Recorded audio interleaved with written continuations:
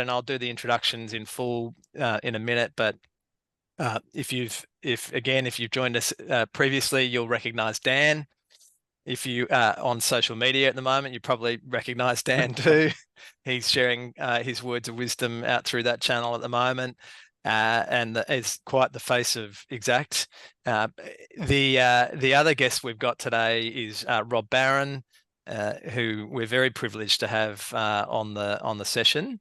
Okay, so I might share my screen now. We're not going to do a sort of death by PowerPoint in this session, which is great.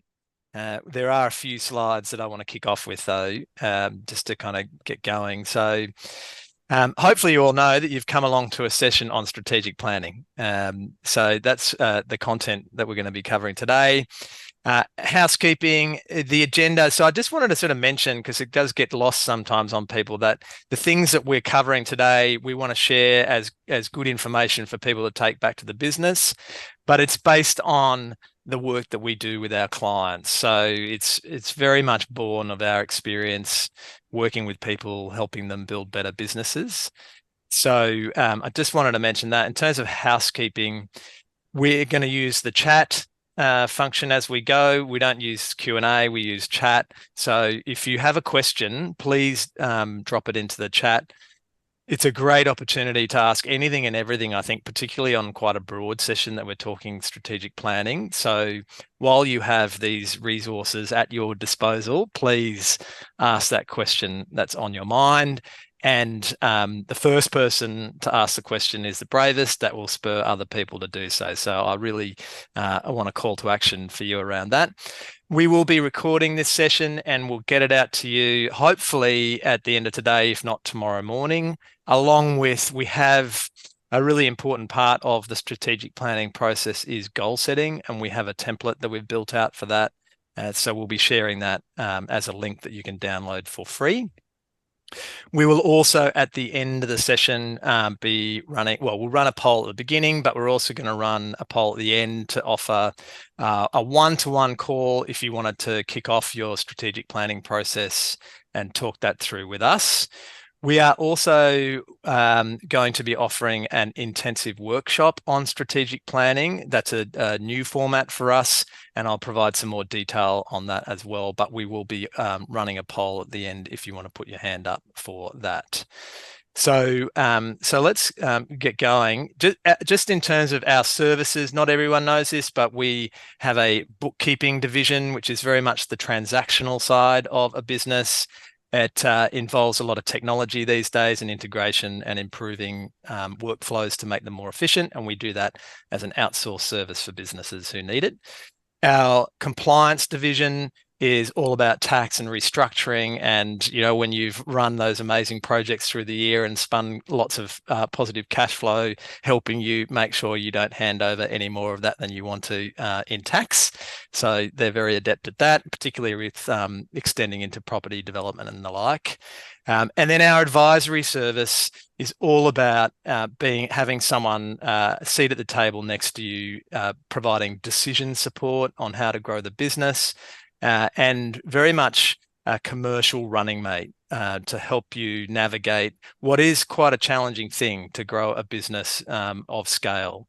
Obviously, there's a core piece around the finance function, but the guys deal with a lot more than that in advisory, which brings me to this slide, which is all about just a quick sweep of the services that advisory offer, or the headlines around those services. So it's quite a lot. And all of the sorts of things that you'd expect a growing business to need assistance with. Today, in green, right at the top, I've highlighted governance and accountability, which is where this strategic planning piece fits. So I sort of mentioned that for some context. Today, I'm going to be coming along for the ride. Today, I'll be trying to get as much information as we can out of these two highly informed guys. So I'll be trying to extract what we can out of their brains for all of you. Dan Wilkinson is the head of our CFO advisory service. He's had an extensive career in commerce, in sort of senior roles in finance teams, and leading multiple reporting divisions coming into him in that kind of corporate structure, and has had a lot of experience now working with multiple businesses, applying that knowledge that he's learnt in commerce. Welcome, Dan. Thanks for coming, mate. Thank you. Rob Barron has an extensive career in the construction industry. He's started, led, run multiple businesses, very large ones, $200, $300 million businesses in construction and engineering, and has a lot of experience in all the sorts of functions that you need to be able to drive growth in the sector. So we're very privileged to have Rob, not just on the webinar, but as one of our advisory team client directors as well. So I know we have been promoting Dan as the main spokesperson in this webinar, but actually we're going to hear quite a lot from Rob today with his knowledge and a lot of the experience that he's built up over the years. So welcome, Rob. Thank you, Phil. It's great to be here. Excellent. Okay. A disclaimer. This is not that, you got to go and see a lawyer or an accountant before you apply or any of this information, although you should. This is a disclaimer about the nature of the content we're going to be covering today. We offer a variety of different webinar formats when we run these webinars. Some of them are highly practical, very technical. We'll take you through a spreadsheet, we'll take you through a model, that sort of stuff. This is not that sort of webinar. This is very much, we're going to step back from operations, we're going to get out of the weeds for a little bit, and we're going to talk about more of the concepts that we need to think about when we're growing a business. So if some of this stuff is new to you or you're uncomfortable with less practical information, that's okay. This is a sort of mindset shift that I think we need to have when we're talking about and thinking about a subject like strategic planning. And just to set the scene for this, before I bring you guys in, I just wanted to set the table a little bit. This is a visual around the balance between doing work and managing work. So as we start out in business, we're doing all of the work. We're the only person and we have to deliver on every single thing.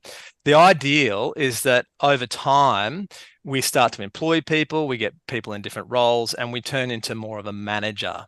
And so there's this relationship that ideally we start doing less of the actual work and we do more of the managing the work.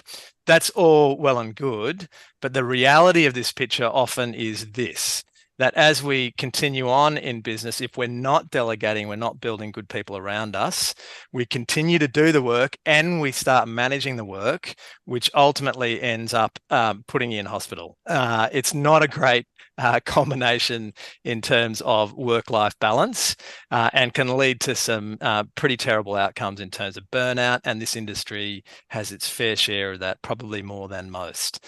So we do need to be mindful of delegation and building teams around us to do the work. The mindset shift here, because we're talking mostly in this session about growing businesses from the 10 mil mark up to the 30, 50 and beyond. So we're talking much larger organizations and building businesses at scale. So that is a different equation again. So it turns from being managing the work. So we're no longer doing the work. We're no longer just managing the work, but we're now starting to build an enterprise, which means we're not in the weeds all the time now in terms of managing the projects per se. We're starting to really think about what this business needs as a whole to function and what do we need to build the platform for the growth to occur. So I just want to sort of start with that. And in terms of how that looks from a team perspective, okay, so 0 to 2 mil, You're doing everything. You're delivering every single role. It's a bit of a cheeky org chart here, but unfortunately, when you start out, you are doing everything. When you're 2 to 15, like I said, you're starting to build out some functions, you're starting to build out some roles and some reporting lines. Ultimately, though, we want to get to a position where we have a much more enterprise grade structure in place, and we have separate divisions, separate functions with reporting heads coming in. But we have this mindset as well around having core platform delivery around delivery of projects, the commercial functionality you need to manage contracts and the like, and supply chain, and then all the administrative controls you need to have in place. So that's a little way of describing all of that. So how are we going to approach the content today? We're going to start off with, why do I need a strategic plan? So what's the case for spending time on a strategic planning process? What does a good plan look like? So what are the kind of key ingredients that we want to see in a strategic plan? Very importantly is the how. So how do we go about building out a strategic plan, and what does that process look like? And then finally, it's no good having a strategic plan stuck in a drawer. How do we bring that plan to life across the business? Okay, so that's a little bit of setting the table. Rob, I might bring you in here now, and we'll kick off with this case for strategic planning and why do we need to do it. So I understand that the strategic plan plays a critical role in terms of bringing people together around the purpose of the business, and uniting us around that, but also from a decision-making point of view as well. Maybe if you could just take us through that, the role that it plays in terms of bringing people together around a common purpose. Thanks, Bill. That's an interesting proposition. I guess the first thing I'd like to share is that every business starts small. So every business starts with one or two or three people somewhere, right? Regardless of what it is. And when we start talking about construction, we say, well, a business starts with maybe one project or two projects, and that's where it goes on. So in terms of understanding that, appreciating that's where the business comes from, and the people involved in it first up, invariably that's about making money and being in business for yourself, right? So, and the reason that people go into business for themselves is for a certain objective. So I like to start with, what's the objective you're in business for? What is the objective of the business? And then I'll say, okay, where do you want to be in 5 years' time or 10 years' time? And when someone's in the mix of running projects and doing things, it's very, very hard to step back and say, okay, I'd like to be somewhere in 10 years' time. Like ideally, they started with saying, I want to be a $50, $100 million business owner. But when you get in the mix of things, that becomes very difficult. So the first part of why we need a strategic plan is to give us an objective. So we have a vision of where we want to be. And the strategic plan is basically a map of how to get to the vision, like what we do and how we focus our activities every day. Now, the real driver for a strategic plan is based in the fact that the business is made up of a group of people. So we're a people business. So the more we can align our people and how they make decisions, the better the business will perform. So the strategic plan basically is a direction. It provides a map and a set of criteria to make decisions on where to head to. And that can be shared not just with your immediate teammates and employees, partners in the business, but also supply chain as well, contractors and the like, so that they can have an understanding of what you're about, where you're headed, because they're not. I know we talk about they sound like they're external parties, but they're so critical for delivery, supply chain. So maybe if you can, talk through the role of being able to share the strategic plan with external parties as well. Yeah, so the key aspect of running a contracting business is it relies on a number of people. So we have a customer that we need to do some work for. We have a project team that what do you call it, completes the project, and then we have this whole myriad of supply chain that actually does the work. So and that's the way every project is set up, right? Basically in the industry. So to deliver a great project, it relies on a number of different disciplines to deliver the project. Now, when we start talk about planning or having a strategic plan, it's a direction of where we want to head to, and it's how it can articulate how every one of those participants fits into our business, which is critical, right? And we're totally reliant on on the people working in concert to achieve a common goal, which is what the ideal of a strategic plan is. Here's a common goal. Let's jump on the bus and work towards it. And everyone wants to turn up to work. If we look at it from an employee perspective, everyone Well, wants to turn up to work each day and feel like they're contributing to something. Obviously, the pay packet's good, right? But yeah, there's a here's the lot of thing. evidence around that not just being the only game in town. Yeah. Yeah, here's the thing with strategy and planning. Like in the at the start of things, we might start with a financial target. When you start having a group of people together, just having a number or financial target to focus on is can be less than inspiring. So when you're commanding a workforce of, I don't know, maybe 5, 10, 15, or up to 1,000 people or a couple thousand people, the what you're trying to do from a leadership capacity is inspire the people to turn up to work with a sense of purpose so that they can go home with a sense of achievement. And that's every single person in that business, right? So, and that's where the real impetus or concept of strategy is. If we can inspire the people to jump out of bed willingly, come to work, do their thing, in being really proactive in terms of how they do it, that's when the business really flourishes.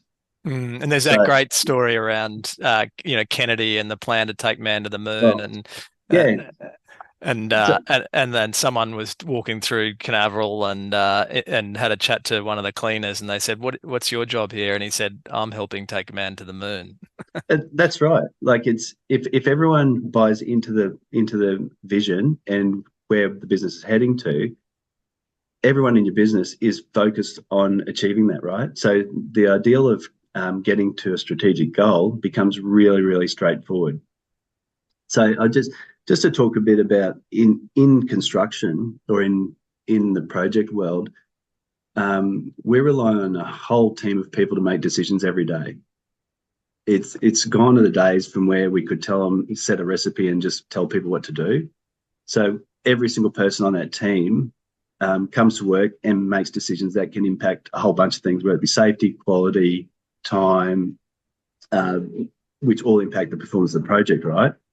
So the key thing with get aligning people is they start making decisions to the right common goal, whatever that is.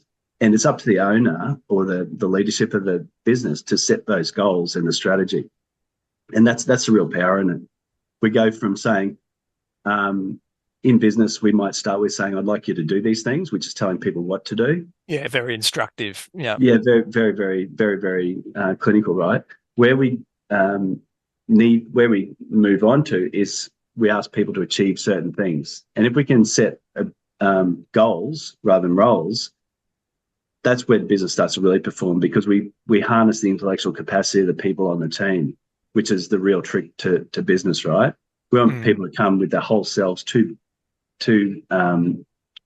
business every day, to work every day, and contribute whatever they can within their skill set, Which is so much more rewarding for, everyone across the team. 100%. Yeah. And that's where it really shapes the culture of the business. So I talk a lot about culture and values and so on, which we'll probably get into it shortly. But the having the teamwork as a team, so there's no real everyone's got a voice, everyone can be heard, and everyone's got the right to come up with an innovative idea. Then it's up to the team to work out how we actually do that and blood that in. And so there's this role around the strategic plan to bring people together around common purpose, and this is where we're running at that, and it's going to be more than just the financial piece. Dan, in terms of the strategic plan also playing this role around decision making and as a I guess a spine or a backbone for how we make a good call about things in the business. Do you want to just talk us through that use case for the strategic plan, that it's something that we can return to for decision making? Yeah, it's a really good question, Bill. And look, you're right. There can be a bit of a fuzzy lens or a bit of a fluffy lens to this too. What is this values piece? How do we quantify? How do we bottle it? And how do we get people to drink the Kool-Aid, as it were? Mm. But that whole piece around, I guess, values at the core, underpinned, via the strategic plan or vice versa. It's really important that we have a really strong understanding as to what they are, right? A Mm. practical example of this is, for example, if you decide as a business and as a common strategy or a goal that safety is king, for example, everyone says it. It's easy to understand, but what does that mean in the decision making framework? So a really good example of that is, if you want a practical, I guess a practical piece here is that if safety is king and you have a conflict with the schedule. For example, if we have to obviously get safety right or site access, a bit safer to access, whatever happens to be, but it's going to push the schedule out by 3 days, which one wins? Yeah. This is where that gut test and I guess that sort of flinch test really kicks in. Like, do we actually live and breathe it? So as soon as you sort of tiptoe around it or say, no, we're going to compromise on that, it can create a huge amount of damage in the business as far as that belief system goes as well. So it's all well and good to create it and have it on the board. That bit's easy, really easy. But living Yep. and breathing it and reinforcing it and ingraining it, that bit is absolutely key. Yeah. So it's a massive game of risk management that everyone's playing in this space. And we're mitigating some of that risk around alignment with our team, that they're going to keep things on track for us, but also in some ways mitigating the risk of us making poor decisions about the sort of direction we're going to go in, if we have this strategic plan in play to help us guide us and navigate those kind of decisions. Um, Correct. we might sort of move on then now to the next bit, which is what does a good strategic plan look like? What's is this like a 3-volume set? Is it a traffic light system? Rob, you've built 100 of these things in your time. And you've seen even more than that. From your perspective, what does a good plan look like in terms of the key elements? We don't need to go through all of them, but the key things you want to see in a strategic plan. The key things, I guess, first up, it's probably the size of it. I've seen like volumes plans put together or strategy put together as volumes. That loses the intent of what the strategy is. The strategy is about communicating a direction to people so everyone understands it, so we can all make decisions, right? So that's the first step. Is the smaller it is, the better it is, and the easier it is to understand. The easier it is to understand it better. So ideally, if it can be put on one page, that's great. Invariably, it works out to, when you throw photos and graphics in, it's maybe up to around 20 odd pages, right? So that's the sort of size, and it's something you can distribute to everyone. The key things that I always like to see or showcase in it is the values of the business, which originate from the people at the top of the business. So appreciating what your personal values are and how you want people to behave inside the business is absolutely critical. So that's step one. Step two is the target markets or the key sectors that we're trying to actually service. What is it we're trying to do, as in be the best at something, or what's the value proposition? So that's where who we're trying to run down, and then what are we actually going to be delivering? And that's the competitive advantage. I'd like to see that front and center inside the strategic plan, which is essentially competitive advantage is what we're good at, or what we're exceptional at inside our business, and that's the service we provide of value to the customer set. Yeah, and Dan, you will have seen plenty of times where there's an absence of this this ideal project, this ideal target market, that there's a temptation to run off and chase down, bright, shiny things. And so these kind of key aspects of the plan really, need to be there to prevent bright, shiny things disease. You would have seen that a fair bit, I assume. Yeah, over and over and over, Phil.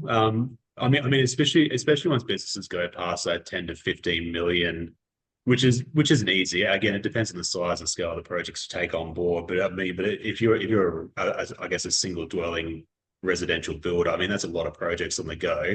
You've obviously had a few knocks and a few scars, and then once the business starts to stabilize, I mean, generally the business owners in these situations are generally entrepreneurial as well. They can get a bit bored and a bit fidgety. Yeah. My advice 9 times out of 10, until you got like a good couple of years on the board where the business is super boring and the machine is working and you're no longer the machine and you are out of the business in a pretty dramatic and quantifiable way, then there's obviously a bit of permission to sort of chase shiny objects. But I guess the discipline is remaining disciplined. Stay focused, don't get bored. How do we squeeze out more margin? How do we push accountability down and out to the team? Like that is the business case, and you have to get really, really, really, really good at it.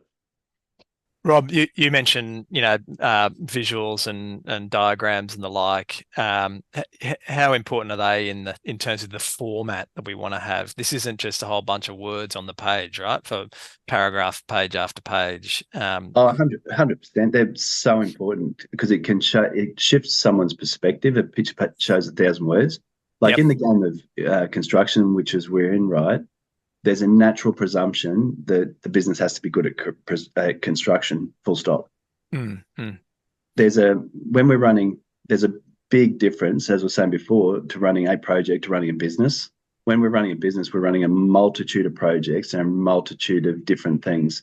So the real trick with running a business is to appreciate that, yes, we need to be good at construction, tick.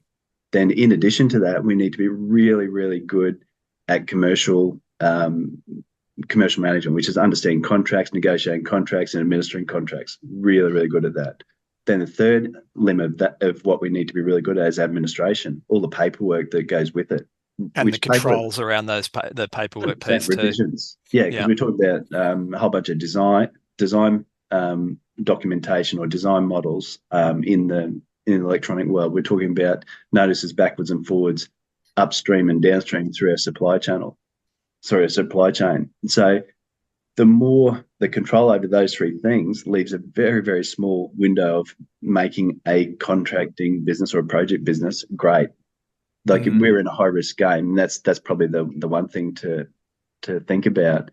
The reason we have a strategy and a plan around that is it sets our contract risk profile. It might set our client profile. It might set a project target profile. Those are three critical things that drive the success of the business. And there's some really good visual tools that we can use to try and make that an easy to consume and accessible piece for each of the key people that need to understand and consume the strategic plan. You can represent your ideal target market, the profile of the person you're after, the sort of projects you're after, the interaction between the different processes in the business. So there's a lot of different tools that you can use visually for that.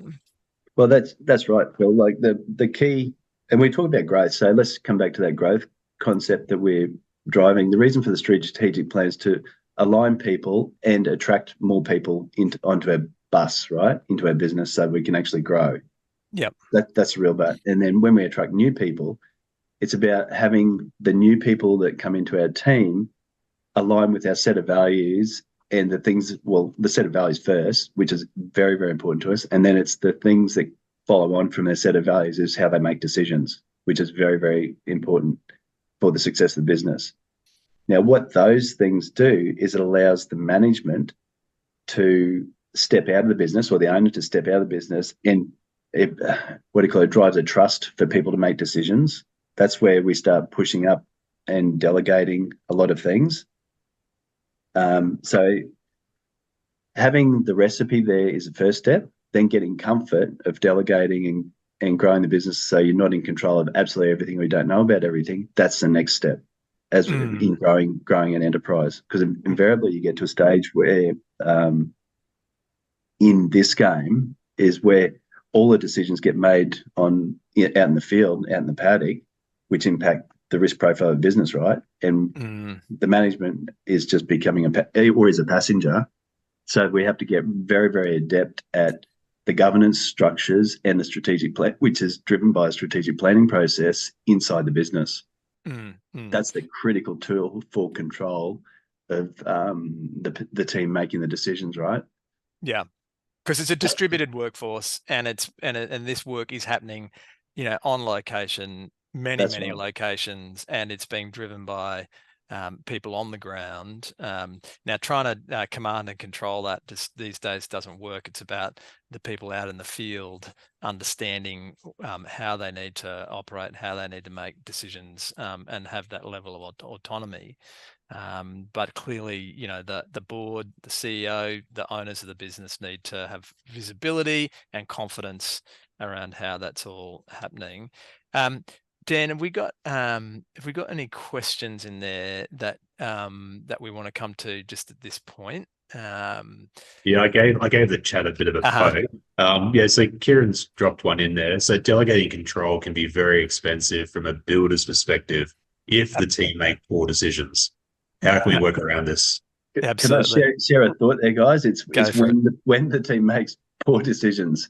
That's exactly what the issue is. So when we talk about strategic planning or having a strategy, the more we can educate the team and the people on what the strategy is, then the easier it is for them to make decisions, right? And now I'm not suggesting we delegate every decision through your team. The more we can bring them up and educate the people, get them understanding what the impact of that decision is, maybe on the quality of the job, the program, and then the cost and cash flow of that job. That's really, really critical. The one thing I was like to focus on in this game is how decisions impact the financial outcomes, which is embedded through the contracts. So that's a really good question. I think it was from Kieran, wasn't it?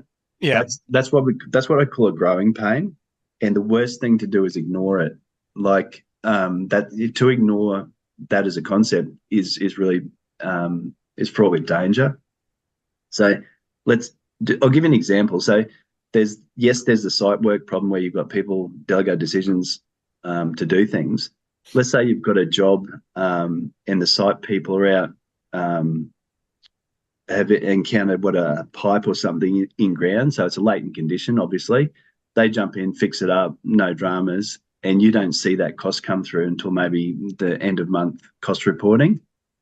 And let's say it's an exorbitant cost, and then you go and try and push it back to the client. The fact that the site people have just fixed it and done it has loaded the business with a huge amount of cost, and it's removed the opportunity for the client to get involved, to actually contribute to that or accept the cost that you've incurred. So it ends up with a very, very messy thing. So that's the reason I share that example, is that's an example that would happen every day on every project. That unless we've informed the team to share that one of our values is to comply or do what we say, which might be what is in the contract, right? So our contract provides for us to push back latent conditions or push back the cost of latent conditions back to the client. If we don't stop work and notify the client, then we've missed that opportunity, right? So the team on site need to understand what the basic commercial framework is and that it's okay to stop work. So they've come in on it right from the get-go in terms of 100%. Where our red lines are, and then how we communicate around that. And I mean, this isn't like we're not going to share today a silver bullet to how to do that sort of thing. This is almost that flywheel concept where, and we won't go into the full detail of the flywheel, but where initially it's a fair bit of effort. to get people all into the same onto the same page in terms of how we operate. But once that flywheel is in place, those kind of decisions are and risk are fewer and fewer in terms of how they play out in the field. But it is, to go from 0 to 100 is it's not going to happen overnight, clearly, Rob. No, it's a development exercise, and part of the piece of the strategic plan is an organizational development concept. Now, I appreciate that some of these words I might be using might seem fluffy or conceptual. How that translates to a business when we say organizational developments, we want to develop our people and teams so they can make good decisions, right? So let's say, the ideal scenario that I always try and target is having the person come to work and making decisions as if it's their own money. Yeah, the owner's mindset. Yeah. Well, yeah, their own money, their own safety, the team are related. It's all those sort of things. Their own risk. Yeah. And that still needs education, though, because that is a presumption, like that as a concept works to a certain extent. But if the person hasn't had sufficient experience in what they're working at, that adds another element of risk. The one thing I've noticed in this game is that every project is unique. Every project is being done for the first time, so it's never been done before. And probably the team has a couple of different members in it every time, whoever's in that team. When I say team, it's a team from the design team, the client, the subcontractor team, and the project management team. They're all different, right? So if you keep mixing up the people, how do we expect to get a good result? So the way through that is leadership and having good values and some processes to actually support that. Yeah. Just the other bit, just to reinforce that as well. I mean, it is up to the leadership cohort in the business to underpin, drive, generate awareness, provide coachable moments if a wrong decision is made for the right reasons, or vice versa as well. So I still want to drop the importance of that. So just because this strategy document is in place and this is working in the business versus on, I mean, that leadership cohort or ownership cohort should be reinforcing that in the business as well. Yeah. I mean, that's how you drive change and culture and all those other nice things. Well, yeah, and the accountability to kind of stitch it all together as well. Did that provide some shape to the question, hopefully? Yeah, for sure. I will just, at this point, I wanted to thank Rob for pushing through. He's got some kind of black plague at the moment. But sorry, guys. As a true pro, he's just getting on with it, which is great. That's one of the values in our business. Yeah, just keep get working. On with it. So I want to get to this next bit here, which is probably, I reckon, the most critical, which is the whole process for how you build a strategic plan. The document and having the visuals and the actual, the artifact itself at the end of the process is really key. Obviously, that's what we're running at. But the process for building out the strategic plan is, in and of itself, I think, almost as important, because of what we discover in going through that process. So maybe if we can start with talking through how, like, you go into a business, Rob, what are some of the, and we've already sort of mentioned a few of these things, but where do we start when you kick off a strategic planning process? What are the first sort of things that we start to look at in terms of maybe setting goals and the like? Yeah, the very, very first start is to understand, or take the leadership of the business through a process to understand where they want to be in 5 to 10 years. Yeah, which that's the very, very first thing, and it can be as simple as saying, I'd like to be in a position where I don't have to work, or I'd like to be I'd like to be making $5 million a year, whatever those numbers are. It doesn't matter. Yep. It might be like, I'd like to have a broad spread business with delivering 50 projects every year. That's okay. So the first thing is the objective space. This very, very second piece is the values piece that I'd like to jump into, which sounds fluffy, yet that's the thing that everything hinges on, is the values of the owners. And then I'll take the values bit and then say, okay, let's join those two together, as in where you want to be, your values piece, how you recruit people, as in the team around you, how you onboard people, and people include the immediate people in the business and the subcontractors. And then I will say, okay, what's our strategy, as in strategy path forward? I'll say, let's work on a plan of how to get to where we want to be in 5 to 10 years. To do what's that, this roadmap going to be? And the roadmap around that is basically sit down and actually analyze the market trends, what's happening out there in the broader economy, in the sector that I'm trying to actually service, what's happening there, how big is it? And once I've done that, I'll look inside the business and say, what is the key things in the business? As in, what are our strengths and weaknesses inside the business as in right now? What innovation is happening inside the business right now? What things we're doing differently or trying to make better all the time? And what's the availability of our resources? And resources can be cash, assets, or attracting more people inside the business. So when we start joining those two things together, as in what's the external environment, as in what's happening or where we want to be. So what I'm saying is where we want to be as a business, what's happening in our external environment and what our internal environment looks like, start joining that together and making some decisions on how we move forward and where we focus on. Yeah, where we can draw down those opportunities that we want to run at. So, I mean, I understand there's a whole kind of, process you go through around auditing the internal capability. But just if it's okay, I wouldn't mind, because there is this bit where we do try and tease out, here are the big rocks, here are the goals that as a business we're running at. Now, obviously, everyone in business, there's a financial dimension to that, and we want to have a number or numbers that form some kind of a goal and a target that we're running at. But I think, so you mentioned there some of those other more values and I think almost character driven goals around, maybe I want to set up a legacy for intergenerational wealth. I might be there's some more lifestyle goals. Maybe talk through then, how do we then put those goals on the page, and how do we capture them and distill them so that they become the North Star that we're running at?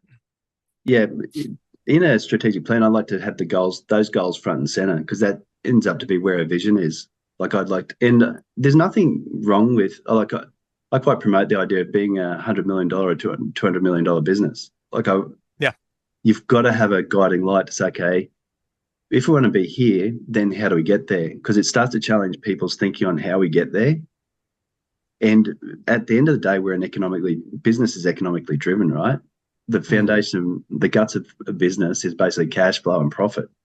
If we don't have those two things, then we're in a lot of trouble, right? So up the creek. Yeah.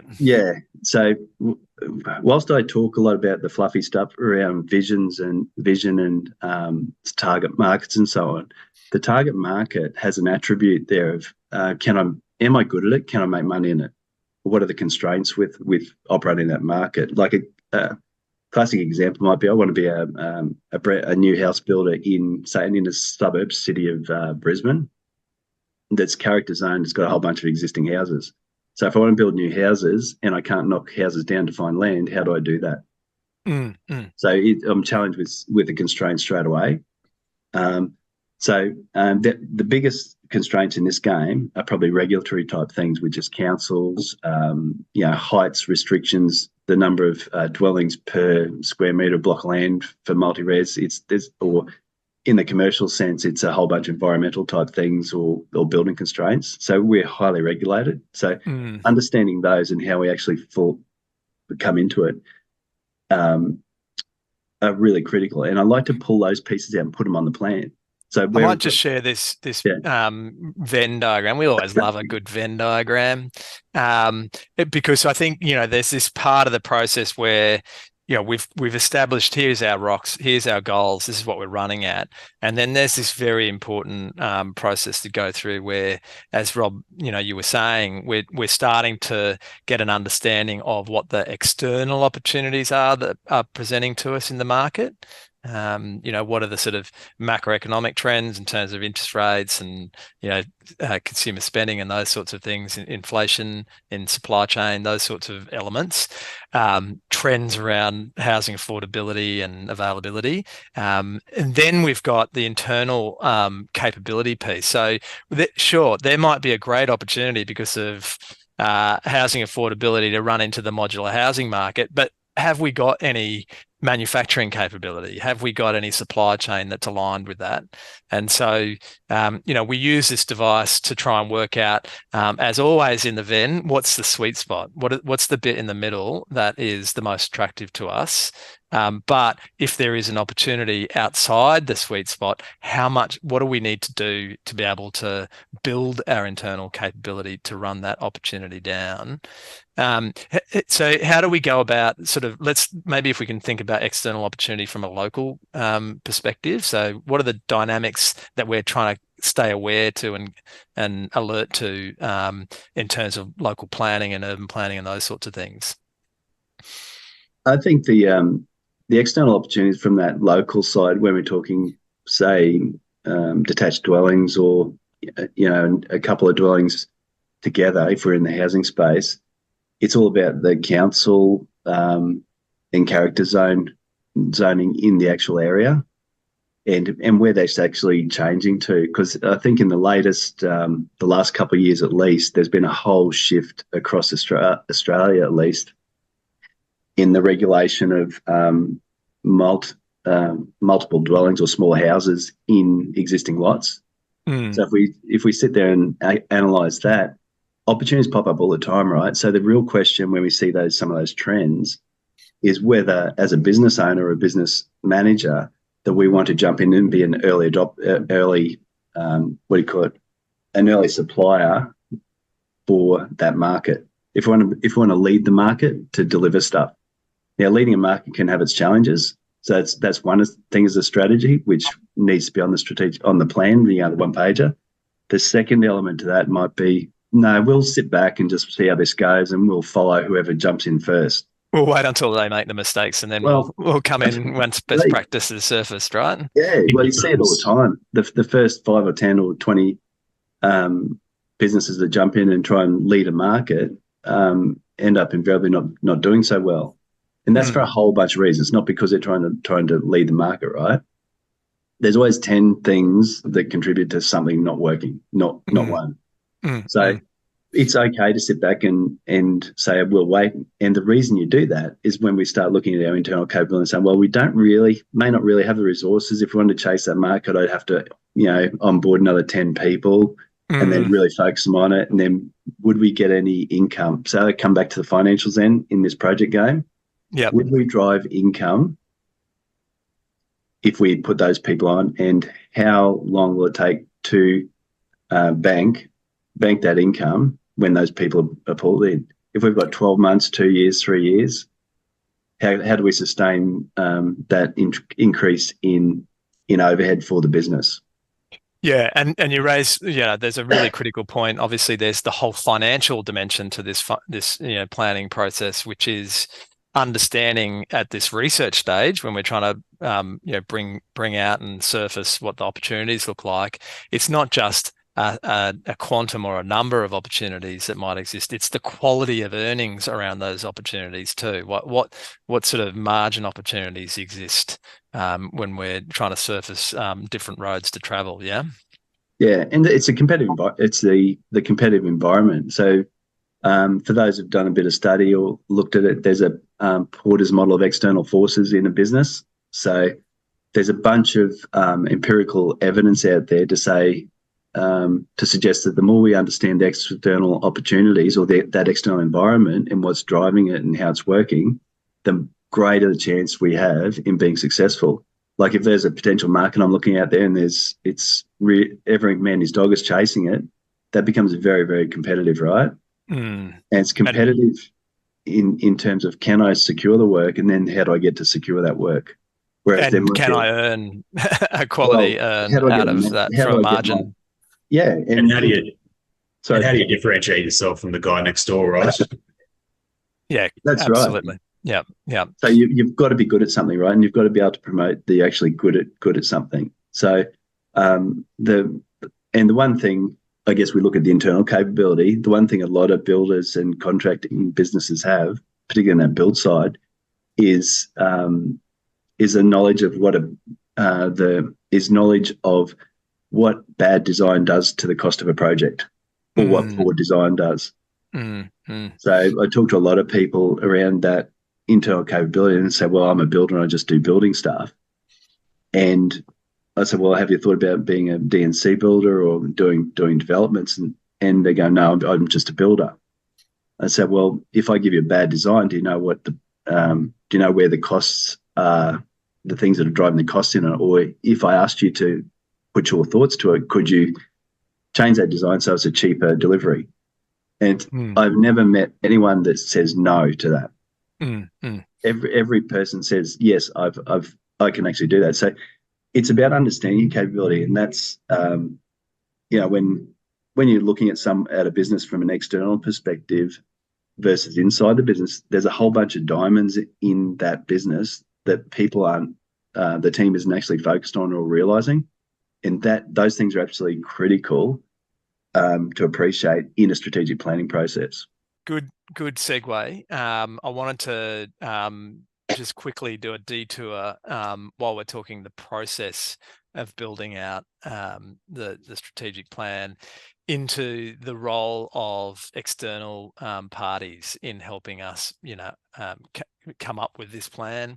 And obviously, we provide this service, so this may sound a little self-serving, this part of the program, but there are many people that you can go to for advice on this process.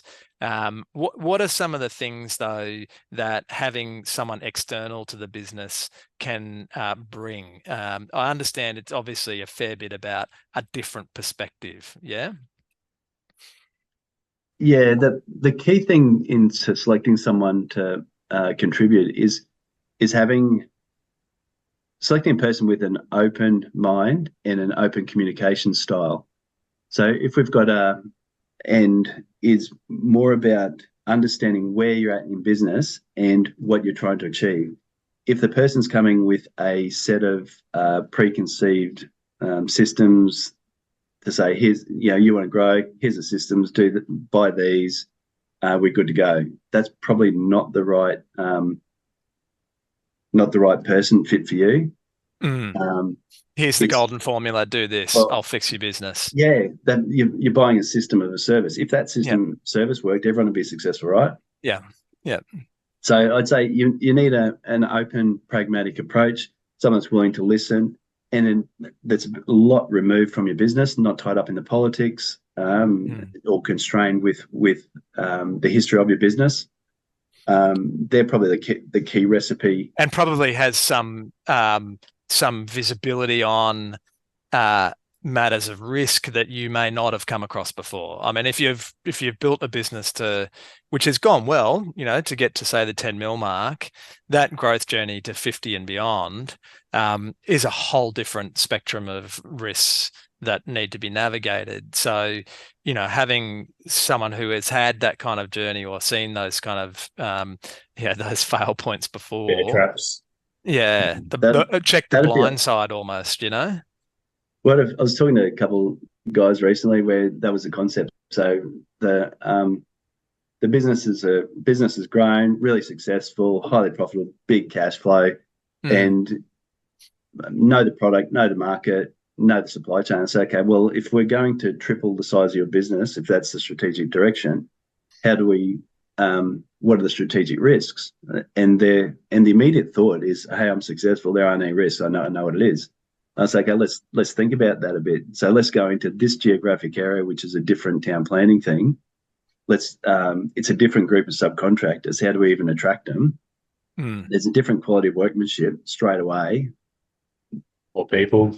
Yeah, I mean, You there's don't see that. the contract piece as well. You know, we're going The to a much contract more terms. complicated Oh, contracting environment where, yeah. you know, we may not have the expertise. So I'm gonna try and bring us wrap us up a little bit on this section. If just to, I guess, summarize that, you know, beware of advisors who will just come in and say, do exactly these things. It needs to be a collaborative process where the advisor is helping you see the things that you may not have experienced before, uncovering the opportunities that you may have overlooked, but ultimately helping you build the plan, and that this is something that gets built out of each business's exposure to the market, their opportunities, their capability to deliver on those opportunities.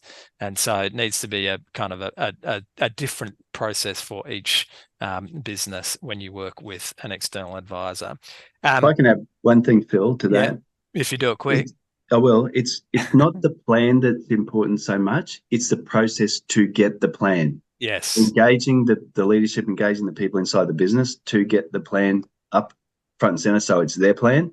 That's the most critical thing. If your advisor is not doing that, pick a different advisor or pick a different advisor.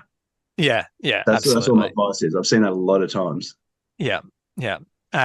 Okay, so let's just quickly cover off on bringing the plan to life. So, how do we've got this great document? We've spent all this time building it.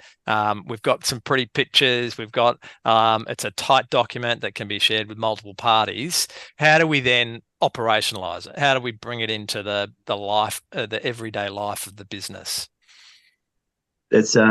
That's dear to my heart, that one. That it's about establishing a cadence throughout the business that communicates a focus on that strategic plan every day, and that Yep. happens at the board table, at the executive meeting. You know, if the business is substantial, or if it's not substantial, there's a management meeting once a week, and then there are team meetings for each of the projects or each of the functions that support that. That plan falls part of that regular weekly and daily cadence every throughout the year, and that's And the how does best it way to do turn it. up in those meetings? We're not obviously reading the thing from start to finish. So how Oh, do no, we no, no. embed the plan No. in those sessions? The way I like to do that or promote people to do that is having the clear objectives from that plan within those meetings. And particularly on projects, it'll be a safety, quality, time, whatever those key objectives are that come from that strategic plan. They're front and center every single day. And on the site sheds, if you've got site sheds out there on your projects, Yep. that's our flow. So there's always a sequence of agenda, and build it into the agenda items. Yeah, so we've got, you know, those key objectives, often some kind of guiding metrics as well. You know, a sales team might have some objectives that they're running to that they need to cover off in those regular sessions. Yeah, the board is always chasing down their sort of big rocks that they need to attend to in each session. But we're bringing it to life by embedding the key aspects of the strategic plan into the key catch-ups, the key meetings that are occurring, and the communications that are occurring across the business.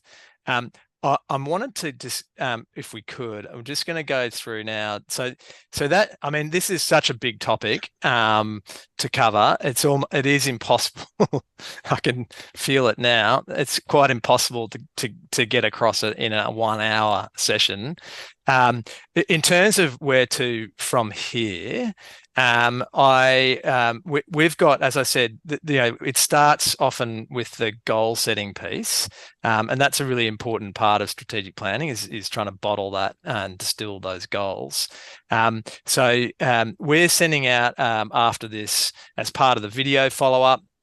You'll be able to watch back, but we're also sending out this template that'll help people from a goal setting perspective. So that's just a freebie and go for it. The other thing we're happy to do, and I'm going to just launch this one now. This is a poll around.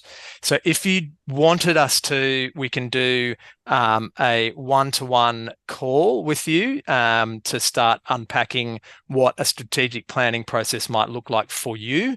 That's not you necessarily having to go through that whole process with us. It's more that we can start to get the juices going with you around what that might look like for your business, because every business is quite different.